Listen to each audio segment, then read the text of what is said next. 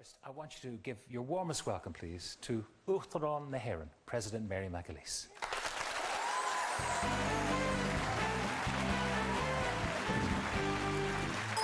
How are you? I'm looking good. So are you?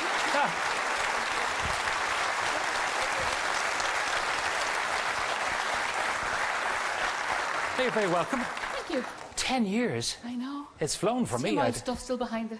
You think it's gorgeous in here, but you should see behind it. It hasn't changed in 10 years. Nothing changes. Same old wires on the floor. That's true too. But our set is new. I hope you like that. It's beautiful, actually. It's very swish. Very swish. Good. Does it feel like 10 years? Oh, no. I wish it did. I wish it did, but it doesn't. It feels like about 10 weeks. It's the shortest 10 years of my life.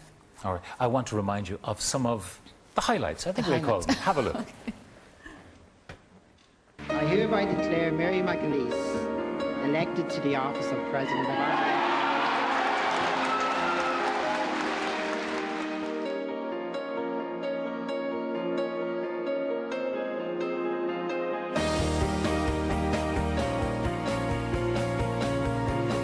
Part of me is just numbed by the sheer coldness, the clinical hatred.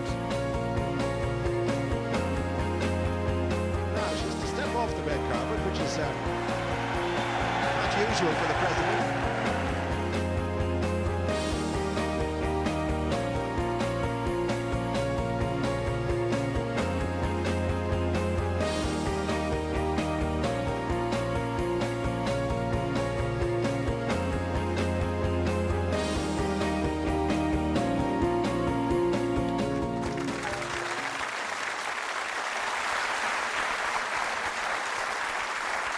What I want to know, looking at those clips, what did you say to Brian O'Driscoll that time?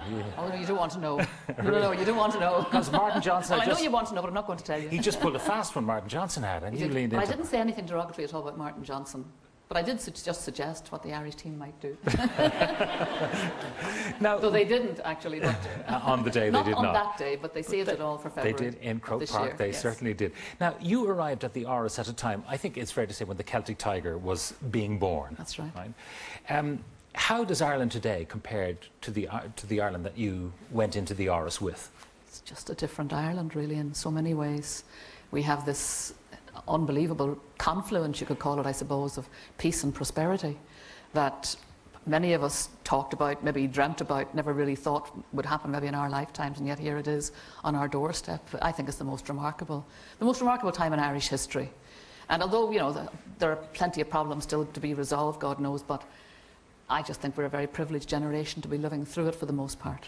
It's funny that people who are, say, just about old enough to vote, they don't remember any of the bombs and the bullets. And thank God they don't. No, it's good, and I hope, please goodness, that anybody who does have a residual memory of it, that it'll fade quickly, apart from those, of course.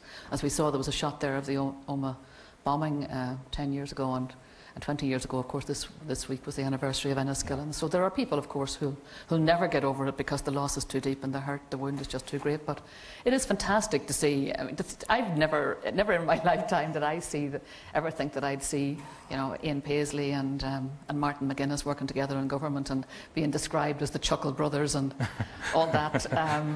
Which is really indicative of just of the mood they've created between them, a mood of real generosity and ease and comfort that is such a contrast to what it was even 2, 3, 4 and 5 years ago. Now, in Northern Ireland, they're embarking on an adventure which hopefully will bring about a healthy economy and all the rest. We've had that for 10 years, and it should have lifted all boats, but it really hasn't, has it? I think it's lifted a lot of boats, but it probably was too much to expect yet that it would lift all. And I think one of the things we have to keep reminding ourselves is that we really are only at the beginning of this. Literally at the beginning. We've never had this much prosperity before. We've never had this much chance, this much opportunity. We've never had this much education. These are all very, very new tools. I mean, when you think about it, Ireland didn't get free second-level education until very late in the day by comparison with other Western countries. It didn't get it until the end of the 1960s. In Northern Ireland, they'd had it, and Britain, they'd had it for 25 years before that. Yeah. And that really was the key. That was the start of it. And then that didn't, the benefits of that free second-level education didn't fully kick in until the late 1980s, until large numbers had gone through, not just second level, but then third level, and they'd started to say, how come we can't run the country better? How come we can't be cleverer about the way we do things? And then they got to be cleverer about how we did things. So I think in many ways we're just at the beginning. But it is important to remember just the point that you made about not all boats being lifted, because we're very fortunate. We have a written constitution that tells us what our ambition is as a people, and it's about the business of lifting all those boats, because we don't really have a completed republic until everybody's in the centre. I actually don't think the Constitution puts it nearly as well as the Proclamation. The Proclamation puts it in a nice kind of, it's a lovely phrase that everybody knows, cherishing the children of the nation equally. Everybody likes that phrase. And everyone thinks it's in the Constitution. Everybody thinks it's in the Constitution. They don't like being told that it's not. But actually, it's a nicer phrase because it just captures the philosophy of what we're about as a people. But there are still some jobs undone and some problems that you have addressed in various forums over the years. I mean, you live in the Áras. It's not a stone's throw, really, from where the gangs of West Dublin, of Finglas, and where their writ runs. I mean, that's a problem, and it's fueled by and it's fueling drug consumption. Well, drugs are about sellers and buyers. The sellers don't have a market unless there are buyers. It's that simple.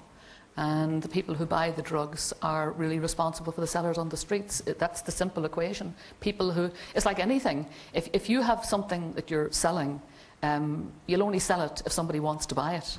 And if people want to put you out of business, they'll stop buying it. They'll stop buying the product. But that message doesn't seem to get through to the middle class, who should be educated enough to know better. You'd like to think we'd get cleverer about this. I mean, we've got clever about so many things, and we've done so well on so many things. When you think of the stories that our parents and grandparents would have been familiar with, mass emigration, very high levels of unemployment and massive underachievement at so many levels, fraught problems between North and South, fraught problems between Dublin and Westminster. These were all monumental problems. And we just started to use our brain power to sort those out, and we've sorted them out. So I'd like to think that maybe now they're sorted out, all those mountains are largely sorted out, that maybe we could just get cleverer and more insightful about the kind of things that we could do in our own lives that would actually make a big difference in the street. But we have always been an addictive people. I mean, we enjoy drink, and now we can afford to enjoy even more drink than we ever had before. Yeah, that's a good point. I think the drug culture does build to some extent on the relationship, the kind of the unfortunate relationship that we do enjoy with alcohol. And I don't think any of us really could have predicted that because we first of all had that relationship with alcohol, where alcohol is kind of woven into everyday life in such a very deep way, particularly into celebratory life and associated with fun and socialising. I don't know that anybody could have really predicted that because we started to have more money in our pockets, that we would also start to spend as much money as we are now spending on alcohol, and that it would have so quickly such pretty devastating consequences. I mean, the doctors are telling us things that we probably are only beginning to listen to carefully now about the larger numbers coming into A&E. We know about the hassle on the street fighting and the dangerous driving and all of that. But there's other things that we should be beginning to become more sensitive about. One of the things, for example, that I don't think anybody really had taken on board until recent times is the huge impact that even relatively modest amounts of alcohol can have on a child growing in the womb, and the long-term, developmental and neurological problems that can cause. And I think all of these things are being fed to us now, thanks to good scholarship, thanks to good research. And please goodness, we just get cleverer. We're a clever people. We're an educated people. We have solved some of the worst, most intractable problems that were around here for generations. And these are the new problems of our generation. I think we'll get around to solving them. One of the things we're all talking about is immigration. And, we inflicted ourselves upon the nations of the world because we emigrated in huge numbers. And now we are welcoming, or perhaps not welcoming, people from Eastern Europe, from Africa, to our shores who are in search, as we were before, of a better life. I mean, is it okay to be sceptical about what lies ahead?